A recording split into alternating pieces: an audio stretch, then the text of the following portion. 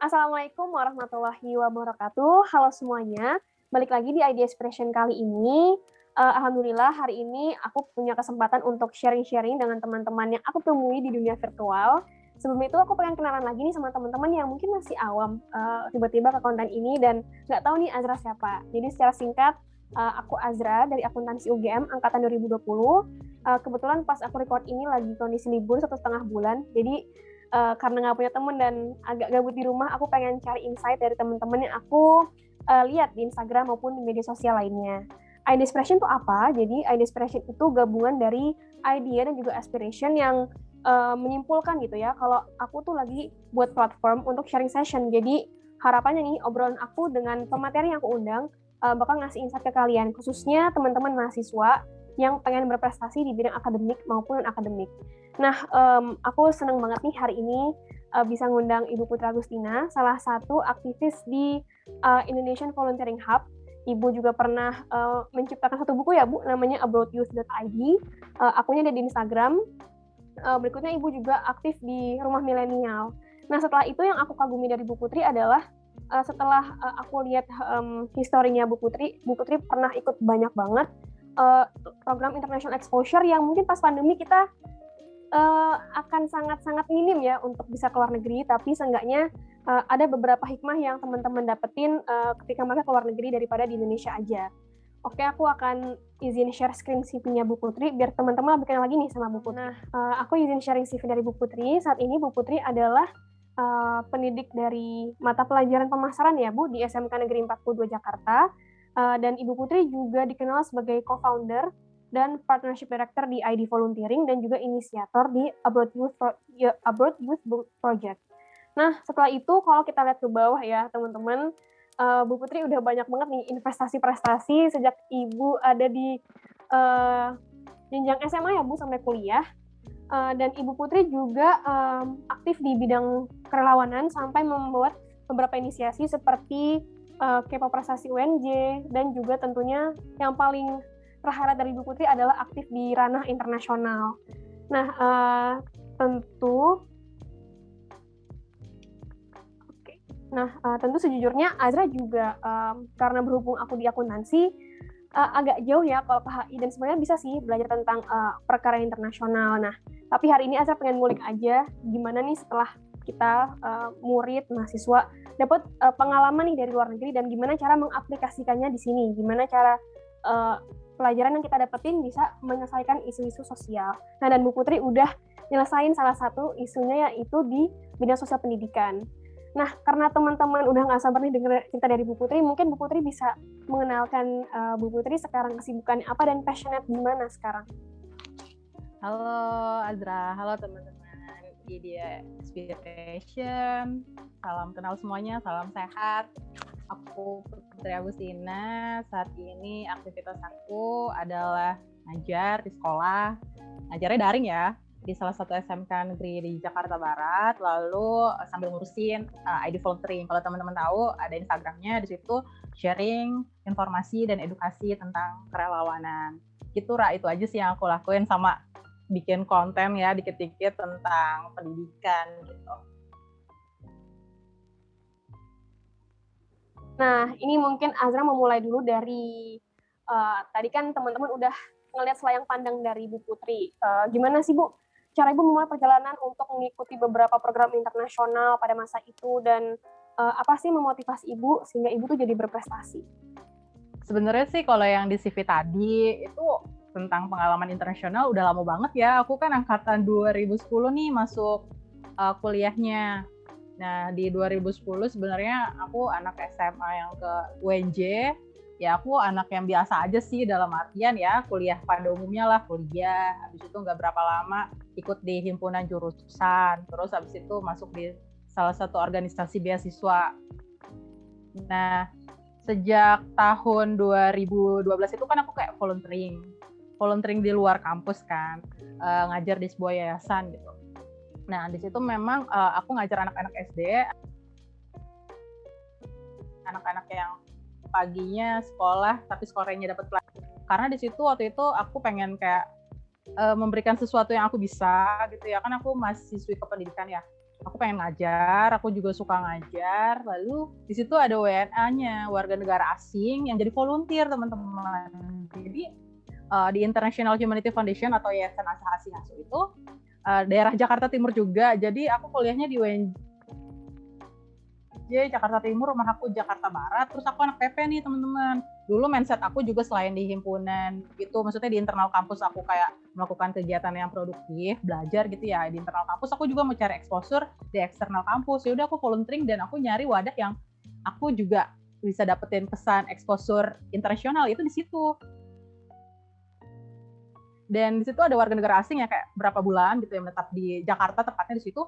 Abis itu ngajar anak-anak, ngajar pelajaran bahasa Inggris, ngajar komputer gitu. Ada yang dari China, ada yang dari Spanyol, ada yang dari mana-mana gitu kan. Ya udah, berarti aku sekalian kayak apa ya, bisa interaksi gitu sama warga negara asing. Dan ternyata masa warga negara asing sampai rela-rela kesini ngajar anak-anak kita gitu. Aku sebagai lokal volunteer kayak tersentil gitu sih gitu. Terus aku juga belajar bahasa Inggris secara kontekstual bareng mereka gitu kan ya, karena mereka teman aku. Nah sejak itu dan juga sejak aku nemuin sebuah quotes gitu ya, quotes aku dulu suka juga yang internasional itu, dan terus aku sempat ngeliat Twitter ada quotes dari Ban Ki-moon, dulu mantan sekjen PBB ya, yang dulu tuh beliau tuh pernah bilang tentang volunteering, tentang engagement, tentang youth, pokoknya pemuda itu bisa terlibat di suatu hal yang sifatnya. Aku bingung juga mau exposure internasional gimana caranya, yaudah volunteering di situ dan aku coba cari-cari peluang. Sekarang kan banyak banget ya kayak channel-channel yang nge-share lowongan-lowongan atau nge-share opportunity untuk go abroad gitu. Tapi zaman dulu tuh susah teman-teman. Zaman dulu tuh jemput bola kayak Google gitu kan ya, nge-googling pakai keyword-keyword tertentu, atau ada grup-grup di Facebook zaman 2011-2012 nggak semasif sekarang terkait informasi dan komunikasi gitu.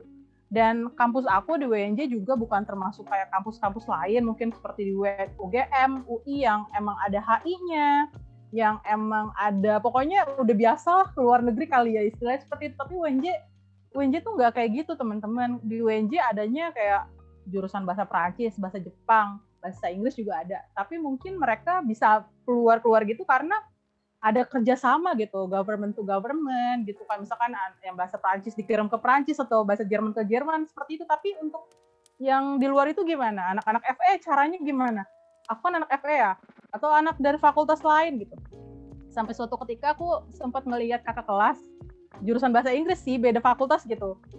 Beliau kebetulan mapres kan, namanya mapres pasti disonding-sonding gitu ya, terus kayak ya terkenal lah gitu. Dan aku kayak sempet ngepo-ngepoin beliau gitu ya. Terus beliau itu pernah ikut program gitu namanya, lupa, ke US selama kayak 6 bulan gitu ya, lama, short course.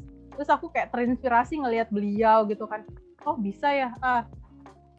Tapi waktu itu insecure juga, jangan-jangan gara-gara jurusannya bahasa Inggris, beliau bisa bahasa Inggris fasih. Kayak gitu tuh bilang jemput bola, googling peluang-peluang internasional tuh sebenarnya kita bisa. Dan aku melakukan itu sih. Dan aku coba-coba cari-cari yang lihat dari grup, atau kadang-kadang dikasih tahu teman, dikasih tahu kakak kelas. Akhirnya dapet peluang-peluang yang kayak gitu. Meskipun bukan berarti aku abis apply langsung keterima ya. Memang pas kuliah itu aku ada 3 kali, seperti yang tadi ada di CV, aku udah pernah ke Moskow, ke Korea Selatan, sama ke Sri Lanka. Ya itu 3 yang lolos, banyak juga yang nggak lolos ya sebenarnya gitu kan, tapi nggak aku masukin ke CV kan karena nggak lolos gitu. Jadi ya begitulah kira-kira dulu aku ya pengen banget punya exposure ke luar negeri. Kebetulan kan dulu nggak pandemi kayak sekarang ya, maksudnya yang nggak ada barriers untuk berangkat gitu. Dulu barriersnya adalah finance, terus barriersnya adalah insecure gitu kan ya. Zaman dulu tuh itu kayak ragu dengan kemampuan diri, terus motivasinya menurun gitu gara-gara insecurity tadi gitu kan. Terus kebanyakan program juga nggak fully funded, yang self funded atau partially funded gitu ya. Nyari uangnya gimana? Masih mahasiswa susah, juga anak beasiswa gitu, pas-pasan uangnya. Jadi dulu sampai belajar juga cara-cara bikin proposal, gimana ngajuin ke fakultas, gimana ngajuin ke eksternal kampus gitu ya, ke kementerian-kementerian atau ke dinas-dinas aku pernah coba. Tapi memang alhamdulillahnya 3 program yang tadi aku sebutin itu fully funded, semuanya gratis. Aku tinggal berangkat karena semuanya di-arrange sama panitianya gitu. Jadi aku juga ada perjuangan-perjuangan yang non fully funded juga sebenarnya, tapi kan nanti mungkin aku cerita kalau ditanya ya apa aja sih yang aku lakuin, meskipun aku akhirnya nggak berangkat gitu, gagal, tapi kan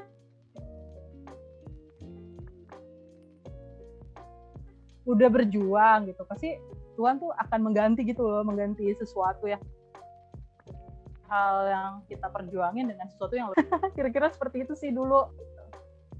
Kan kalau aku juga ngiranya zaman 2010 tuh aku juga masih SD, kayaknya masih SD itu aku belum ketemu sama tablet sama Android, itu belum familiar dengan hal-hal seperti itu. Dan kerennya ibu tuh udah punya inisiatif untuk mencari pengalaman internasional kayak gitu. Menurutku tuh keren banget. Dan sejujurnya kalau sekarang sih tergantung anak-anaknya ya, mereka pengen ikutan atau enggak, karena di Instagram memang melimpah ruah banget. Dan program volunteer juga menarik, ada yang ke NTB, ada yang ke Papua, ada yang ke Turki, ke Korea, dan lain-lain. Nah, kalau ibu sendiri mungkin punya saran ya Bu ke kita. Kan banyak nih yang remehin, misalnya ngapain sih ke luar negeri mahal-mahal, terus jauh-jauh. Emang di sana bakal dapet apa? Nah, menurut ibu, insight apa sih Bu yang ibu dapetin di luar negeri daripada di Indonesia aja? Oke, sebenarnya intinya adalah ketika kita mahasiswi gitu ya, perbanyaklah aktivitas yang kayak membangun diri kita atau investasi leher ke atas. Belajar itu aku sih mindsetnya belajar nggak cuma di dalam kelas atau di dalam kampus, tapi kita belajar dari luar kampus juga ya, di kayak volunteeringnya aku tadi gitu, atau bahkan di event tapi yang nasional.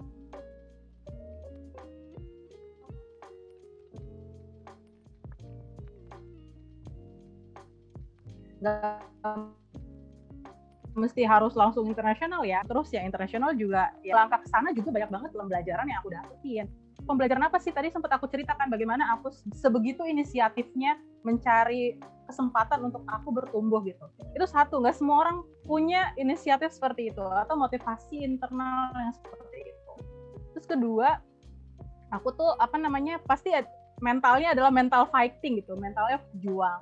Dengan mental pejuang aku nggak takut yang namanya harus bikin proposal, harus daftar, bikin jawaban yang di form gitu ya, atau di motivation letter gitu ya. Aku bisa mengarrange jawaban aku based on pemahaman dan pengalaman aku gitu. Terus aku juga pastinya karena sadar bahwa itu kompetitif, apalagi yang fully funded ya, pasti yang mau ikutan program seperti itu nggak cuma aku, pasti banyak. Otomatis aku akan berusaha untuk upgrade skill diriku gitu kan ya. Upgrade-nya gimana Kak? Ya belajar di kelas, ketemu banyak orang, ketemu masyarakat di tempat volunteering gitu ya. Melihat apa aja sih yang bisa kita pelajari, apa aja sih yang bisa kita perbuat gitu kan. Karena yang diterima di program-program itu pasti anak yang outstanding gitu. Istilahnya pasti sudah punya sesuatu hal yang kok dia layak ya kita berangkatin ke sana, kita sponsorin dia ke sana agar dia lebih banyak belajar lagi.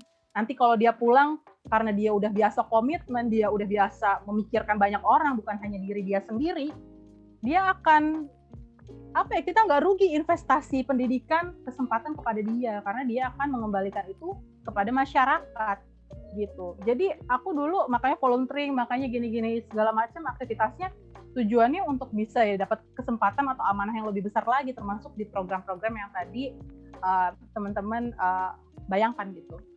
Terus selanjutnya kalau misalnya udah tahu tentang perjuangan untuk kompetitif gitu ya, aku akan pasti menikmati momentum di sana gitu. Di sana pasti akan belajar banyak hal, ketemu sama teman-teman dari negara lain, ngelihat perspektif yang berbeda-beda, ngerasain atmosfer negara lain, kita lebih bersyukur gitu, mengambil hal-hal yang positif dari negara lain, tapi bukan berarti kita menjelekan negara kita sendiri, bukan berarti seperti itu. Tapi kalau ada sesuatu yang baik yang bisa di-adopt di sana, bisa di-adopt dari sana ke sini gitu ya nggak apa-apa, kayak gitu kita bisa aplikasikan itu di sini.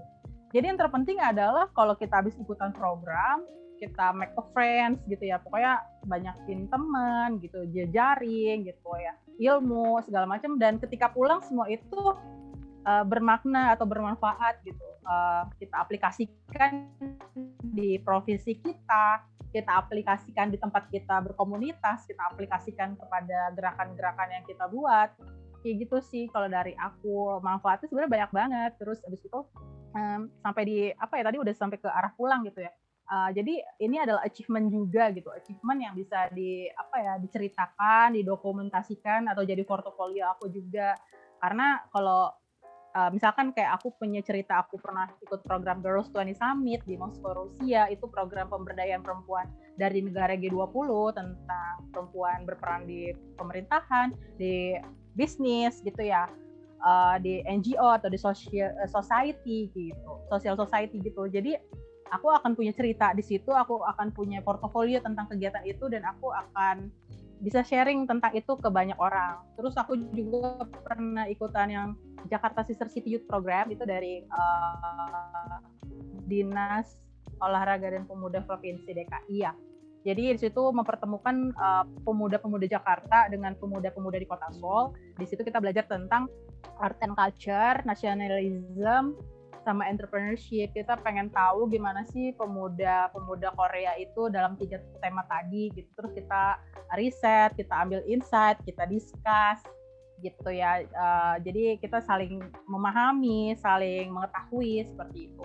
Lalu yang terakhir aku pernah ikutan program yang ke Sri Lanka, namanya World Conference on Youth. Waktu 2014 itu pembahasannya masih Millennium Development Goals, belum yang Sustainable Development Goals yang 17 poin yang seperti sekarang. Jadi dulu aku masuk ke yang ini yang gender equality issue gitu sih. Jadi dulu aku sempat masuk yang ke Girls 20 Summit, kan isunya perempuan. Jadi ketika aku di Millennium Development Goals itu aku kayak ngomonginnya tentang gender. Abis itu aku pas pulang dari program, aku sempat kayak volunteering di Komnas Perempuan kan. Komnas Perempuan itu kan Komisi Nasional Anti Kekerasan Terhadap Perempuan. Terus ya udah, abis itu aku nambah perspektif tentang kemanusiaan, tentang perempuan. Aku juga lebih humanis. Terus abis itu aku juga menjadi agent untuk mencegah kekerasan terhadap perempuan. Jadi menurut aku pasca program itu tinggal bagaimana kita kayak mengimplementasikan apa yang sudah kita pernah alami di sana gitu ya. Jadi akan bermanfaat banget buat hidup kita ke depannya. Dan ketika diceritakan, ketika ada yang terinspirasi, ketika ada yang teredukasi, ya itu akan jadi manfaat juga ke depannya gitu. Aku pengen lanjutin karena tadi Ibu udah nyeritain secara simpel pengalaman Ibu di 3 negara, 3 program internasional. Ibu punya kakak tingkat, mentor yang ngarahin Ibu untuk keluar negeri nggak sih? Atau nggak Ibu belajar sendiri untuk nyusun proposalnya, untuk nyiapin berkas-berkasan dan lain sebagainya? Kalau dari yang tadi aku cerita itu, yang aku adore itu sebenarnya beliau nggak kenal aku sih, yang Mapres tadi ya. Jadi aku cuma ya terinspirasi aja atau termotivasi. Secara praktik nggak ada mentor sih sebenarnya, karena emang tadi aku udah ceritain di fakultas aku tuh yang keluar negeri gitu kayak aku ngelihat kayak belum ada gitu ya, maksudnya kayak susah juga nyari yang bisa cerita gitu ya. Jadi waktu itu aku ya googling aja sih pengalaman orang-orang yang ada di blognya gitu, terus cara-cara kayak ada bikin proposal dikasih tahu kan, terus contoh-contoh proposal ya udah aku coba bikin aja. Padahal dulu masih belum ngerti ya bikin proposal yang baik itu gimana. Ya paling mengimplementasikan proposal kayak kita lagi di himpunan, karena waktu itu kan aku di himpunan. Jadi aku lihat aja proposal yang model di situ tuh kayak gimana. Tinggal mungkin aku kayak ganti-ganti cari yang versi simple gitu. Terus belajar juga untuk kayak marketingnya udah mulai kayak muncul sih, apa sih yang bisa kita kasih ke sponsor gitu. Udah mulai belajar juga tentang bagaimana mengirim proposal gitu, ke siapa sih kita ngasihnya, ke email atau datang langsung. Kalau datang langsung kita kemana, ketemu siapa, follow up-nya gimana gitu kan ya. Terus abis itu memikirkan kontrapartasi apa yang bisa kita kasih gitu sih. Jadi itu based on pengalaman orang lain yang aku baca dan aku benar-benar pahami gitu. Maksudnya bukan sekedar baca abis itu aduh susah banget deh kayaknya, aku sebenarnya punya motivasi internal yang terlalu tinggi gitu. Memang manusia itu kan punya motivasi 2 ya, internal sama eksternal gitu. Ada yang karena orang lain banget eksternal gitu ya, jadi lebih boom lagi. Tapi aku sebenarnya cukup dari internal aku sih gitu. Meskipun lama-lama juga suka kayak capek sendiri gitu ya, kok kayak nggak ada yang dukung, nggak ada yang bantuin, sempet ngerasain juga kayak gitu. Karena ini kejadian juga nih, waktu itu kan aku ngasih proposal ya ke salah satu kementerian gitu, terus abis itu pokoknya capek banget deh zaman dulu. Kenapa ya, pokoknya aku kayak harus jalan kaki ke kementerian itu, karena kementerian itu nggak deket sama jalur Transjakarta. Bener-bener kayak abis itu pas nganterin nggak diterima karena nggak ada surat surat kayak permohonan gitu karena aku pikir ya udah proposal kasih aja langsung, tapi ternyata nggak gitu, harus ada surat yang kayak harus ditandatangani sama ya pimpinan di kampus gitu ya. Serumit itu loh, ada birokrasi ya namanya kementerian, dan aku baru memahami yang namanya birokrasi di proses ini kayak gitu. Nggak main kasih ke resepsionis kasih, dan itu juga kita kan nggak tahu akan nyampainya kemana gitu ya. Pokoknya seruat itu gitu ngurusin yang proposalan. Tapi aku merasakannya, dan aku juga ngerasain yang namanya cerita ke dekanat gitu, ke wakil dekan gitu tentang aku mau begini, kira-kira Bapak ada advice nggak gitu, ada masukan nggak, sampai berani untuk ngomong sama ke pimpinan yang ada di kampus tuh, itu nggak banyak yang bisa kayak gitu loh, yang bisa seberani itu untuk ngomong gitu, untuk minta masukan, bahkan dikasih jalan gitu ya. Sampai kayak diarahin, ditandatanganin sama beliau, atau ditandatanganin setingkat dekan, atau mungkin rektor gitu kan ya. Jadi tuh fase-fase kayak gitu tuh aku belajar banget gitu, karena di masyarakat nanti, kita udah lulus nanti, kalau kita kerja juga pendekatan ke pihak-pihak lain tuh beda. Kita ke masyarakat beda, ke pimpinan beda, ke pejabat beda, yang lingkungan birokratif sama lingkungan yang startup yang agile gitu kan ya, beda gitu kan ya. Jadi ya aku menikmati proses itu gitu. Jadi mentor sebenarnya nggak ada, cuma ya explore sendiri aja gitu, eksploratif banget ya aku dulu gini, meskipun banyak kecewanya, tapi aku kayak ngambil suatu hikmah. Ada pembelajaran banyak yang aku dapetin dari prosesnya, meskipun itu gagal. Waktu itu aku gagal waktu ke Korea, harus ngumpulin uang kayak 14 juta gitu. Ya kalau pakai uang sendiri senekat itu kayaknya masih tahan-tahan ya. Meskipun aku pengen exposure ke luar negeri, tapi kalau sampai 14 juta keluar sebenarnya ya masih nggak rela gitu kan. Makanya sampai segitunya, tapi seenggaknya pengalaman yang mencari uang 14 juta itu aku berjuang ya worth it gitu kan ya. Sebenarnya lebih enak lagi berjuang ketika ada temennya sebenarnya, ketika ada mentornya. Tapi sebenarnya mencari teman dan mentor yang bisa bimbing, teman yang bisa menemani suka duka itu nggak mudah juga sih gitu, karena nggak semua teman kita seambi kita. Karena waktu itu zaman dulu aku nggak tahu ya aku nih ambi apa enggak gitu, apakah aku sudah berada di lingkungan yang ambi juga. Karena kalau misalkan teman-teman aku nggak ambi, aku ambi sendiri, kayak nggak itu loh, nggak apa ya, susah deh pokoknya. Kalau kita ketemu sama teman yang ambi nih, mungkin kita akan lebih powerful lagi gitu, sesama ambi gitu. Tapi kadang-kadang teman yang sesama ambi juga saling bersaing, ada yang seperti itu kayak gitu ya. Jadi dulu aku nggak tahu aku masuk di circle yang seperti apa, tapi yang jelas dulu nggak ada yang terlalu seambi aku atau motivasionalnya zaman dulu, dari capek. Kalau misalnya teman-teman nih yang nonton bisa punya mentor, bisa lebih semangat lagi pasti, bisa lebih nggak banyak salah gitu. Maksudnya diarahin duluan kan sama mentornya, karena mentornya udah punya pengalaman yang di-share. Kayak aku sekarang cerita ya teman-teman, jangan lupa bikin surat permohonan dulu sebelum ngasih proposal ke kementerian, karena itu adalah administratif gitu sih. Jadi jangan sampai kayak gitu udah jauh-jauh, udah jalan kaki pulang nggak bisa dapat nggak dapat bukti pengiriman proposal, jadi sia-sia gitu loh gitu. Tapi kalau punya temen yang sejalan, yang sama-sama ambi gitu ya, itu enak juga. Bisa saling kerjasama, saling diskusi, sharing gitu ya, saling berbagi beban, berbagi tanggung jawab. Mungkin ada yang nganterin proposal, ada yang bikin proposal, kan jadi kebagi-bagi tuh, ya ada sistemnya gitu. Apalagi yang kayak tim atau kelompok ya, itu pasti akan lebih mudah lagi. Dan aku rasa tinggal bagaimana teman-teman ya mensiasati semua itu sih, dan mempercayai takdir juga sih, Ra, bahwa meskipun kita udah berusaha, ya nggak selamanya usaha kita itu akan kita langsung dapetin sesuatu, bisa jadi diganti yang lebih bagus lagi kayak gitu. Siap Bu, sangat-sangat jelas dan padat ya.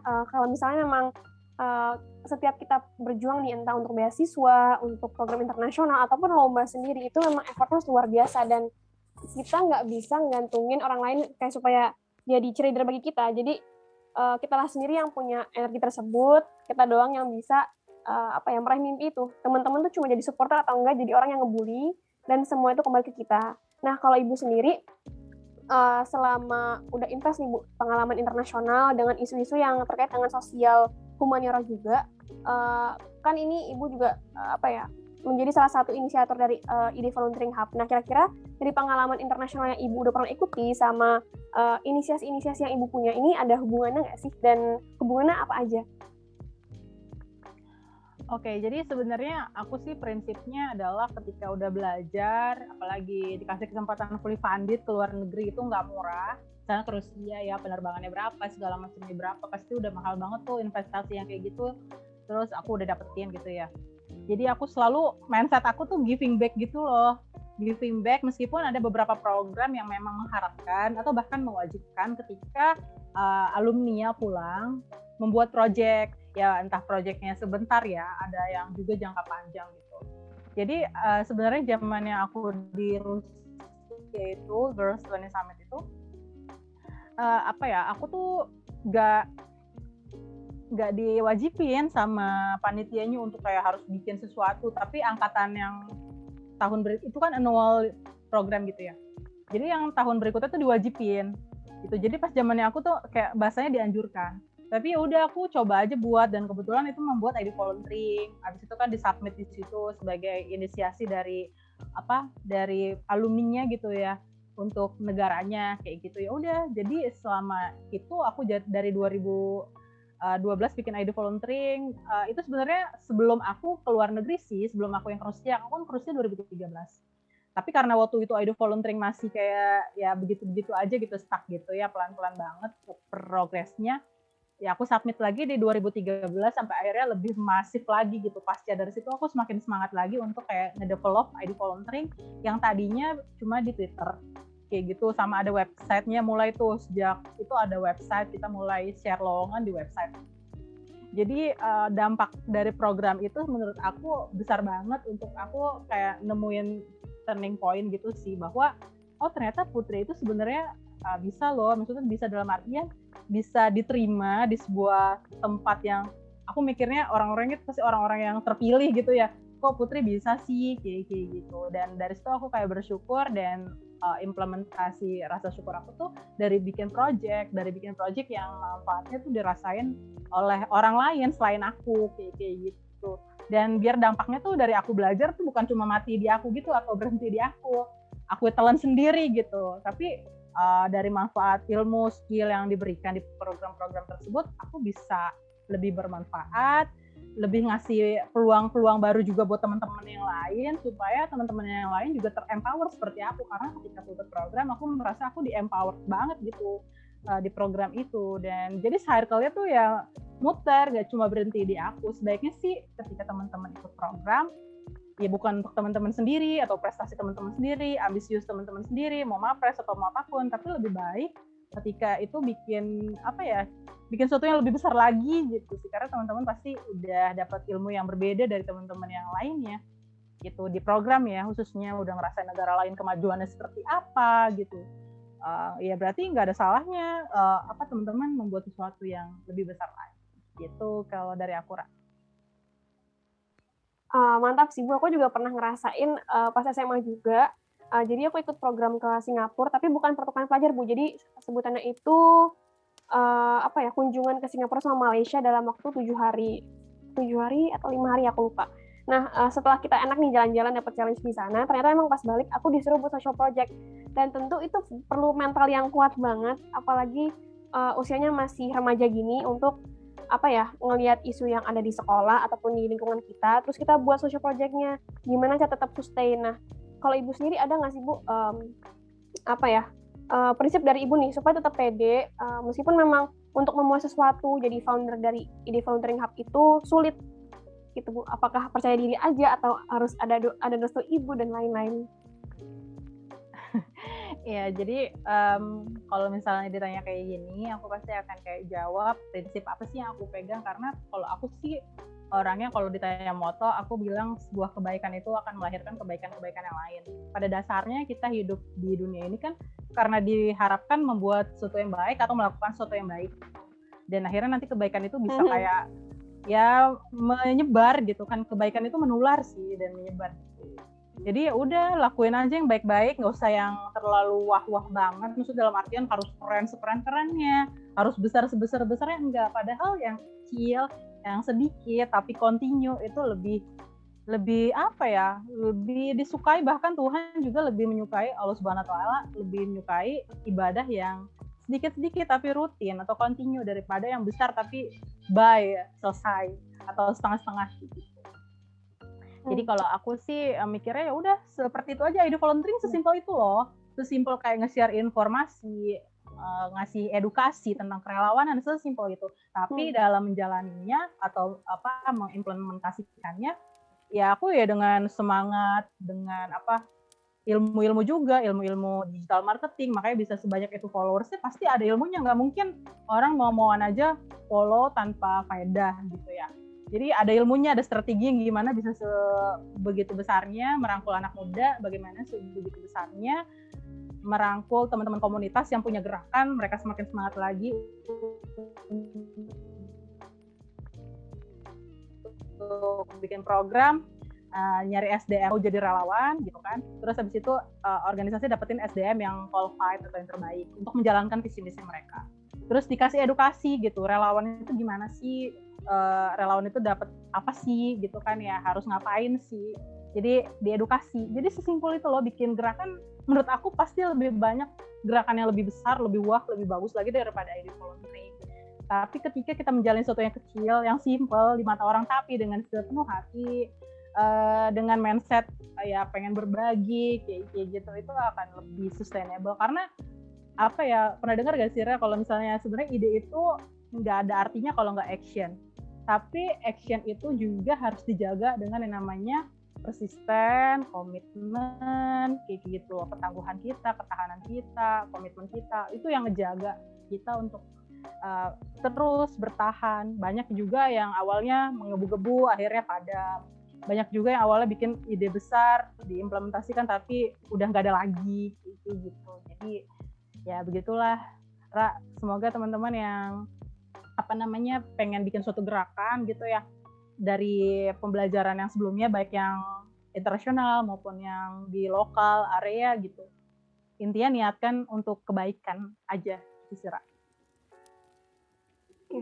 Setuju banget sih Bu soal giving feedback to society. Benar Bu.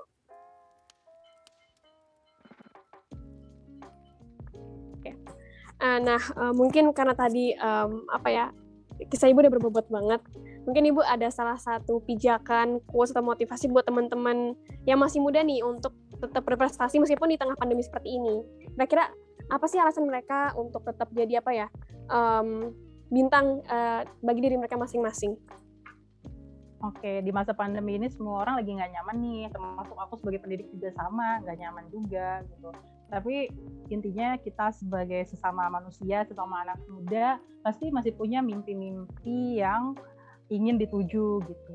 Waktu terus berjalan, usia terus bertambah teman-teman. Usia nggak nunggu jadi kondisi pandemi ini tuh nggak nungguin umur kita tetap segini. Misalnya umur aku sekarang 28 tahun ya, pandemi itu berakhir aku masih di 28 tahun. Tapi aku nggak tahu nih pandemi sampai kapan, kayak gitu. Apakah mimpiku berhenti di sini saja gitu kan?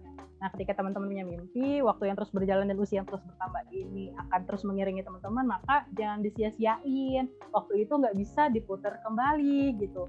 Jadi gimana ya kalau aku mengadvise, karena di satu sisi juga ya aku lagi banyak, meskipun kita harus slow down ya, maksudnya di kondisi pandemi kayak gini kita juga nggak bisa terlalu kayak nge-push diri kita, karena sebenarnya beban ekonomi, beban mental, beban kesehatan itu tuh banyak banget yang lagi kita terima untuk bikin kita waras, tetap hidup dan bernafas gitu, nyaman gitu. Itu aja udah susah gitu ya. Bagaimana kita mengejar mimpi? Aku memahami itu gitu, tapi kita boleh slow down, tapi tetap punya tujuan, pelan-pelan aja belajar, pelan-pelan nggak apa-apa gitu. Lagi juga nggak ada yang apa ya, nge-push kita dalam artian ya, usia segini harus gini, usia segitu harus begini gitu kan ya, nggak perlu juga harus pakai apa ya, pedoman orang lain untuk diri kita gitu. Yang tahu tuh kita. Boleh slow down, tapi kita tetap punya apa ya, punya sendiri, pedoman sendiri gitu untuk mencapai mimpi-mimpi kita tadi. Jangan dilupain juga mimpinya meskipun kita lagi pandemi kayak gini. Gitu, Ra. Nah, tadi udah powerful banget ya teman-teman. Intinya sekarang tuh kita punya privilege yang kita nggak sadari, misalnya seperti waktu, kesehatan, dan juga mungkin kalau anak-anak zaman sekarang itu dia dinamis banget sama yang namanya HP ataupun internet ya Bu ya. Jadi tergantung kita sih, kita pengen nyari apa. Terus kalau udah ada peluangnya nih, di Instagram banyak banget informasi gratis buat upgrading diri. Itu tergantung teman-teman sih mau ambil atau enggak. Tapi sejatinya tadi ingat ya teman-teman, jangan sampai nyesel. Karena waktu nggak akan bisa diulang lagi. Kita nggak punya Doraemon di sini, nggak punya mesin waktu. Jadi ya udahlah ya, harus jalani sesuai dengan target kita. Nah, mungkin Bu Putri sebelum aku close konten kali ini, Ibu ada closing statement buat teman-teman biar lebih membara lagi nih meskipun kondisinya emang lagi muram banget di masa pandemi. Oke. Buat teman-teman yang lagi ada di rumah, lagi PPKM ini, jaga kesehatan, baik fisik maupun mental. Teman-teman berpikir positif bahwa masa depan akan cerah. Gitu ya teman-teman. Sekarang meskipun kita effort secara tenaga, kita harus juga punya kayak spiritual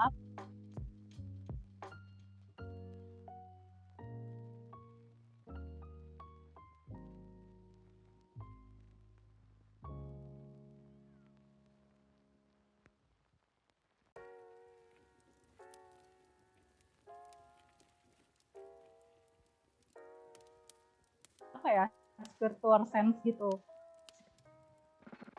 Kayaknya halo, Ra, sorry sinyalku hilang ya? Iya tadi gitu sampai ya? Spiritual. Sampai spiritual. Aku mesti ulang atau gimana? Aku terusin aja. Apa Ibu ngulang yang bagian tadi aja? Pulang aja deh. Aku tahu tadi ada yang nelpon aku, jadi internetnya tuh filternya mati. Oke. Iya. Jadi kalau dari aku, advice buat teman-teman yang lagi ada di rumah, lagi PPKM, selalu sehat, baik fisik maupun mental. Teman-teman juga, tadi aku maaf ya, sorry lah ke distract. Bentar-bentar, aku diteleponin mulu nih sama, bentar ya Ra, sorry.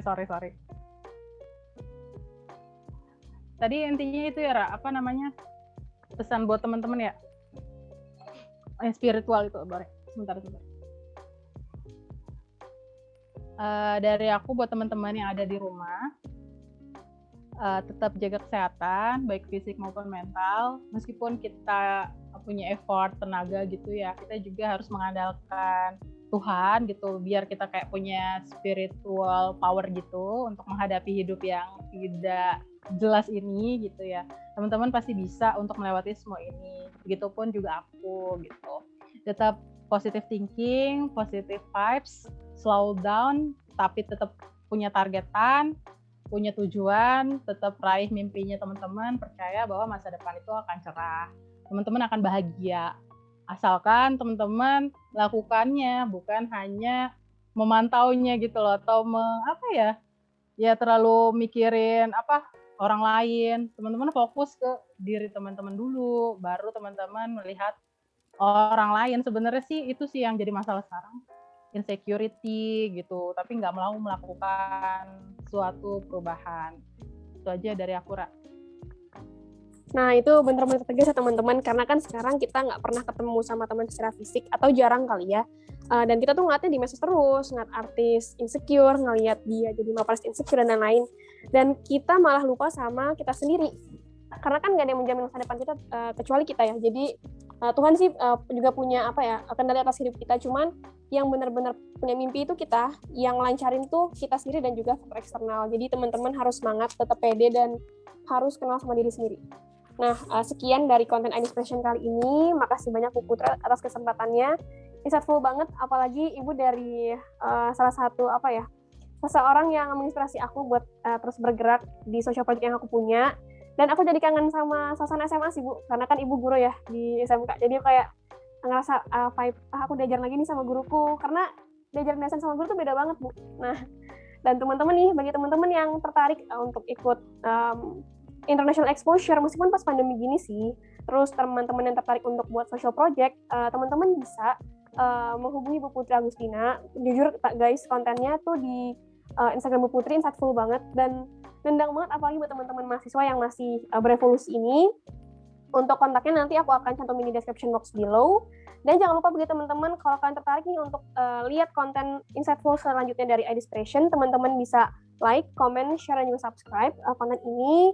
Dan kalau kalian ada masukan lain nih, Kak, tolong dong undang ini, tolong dong undang siapa, tergantung dari preferensi kalian, monggo banget kasih saran ke aku. Sekian dari aku dan juga Bu Putri. Sekali lagi, makasih banyak Bu Putri atas kesempatannya. Wassalamualaikum warahmatullahi wabarakatuh. Bye semuanya. Waalaikumsalam. Makasih Azra.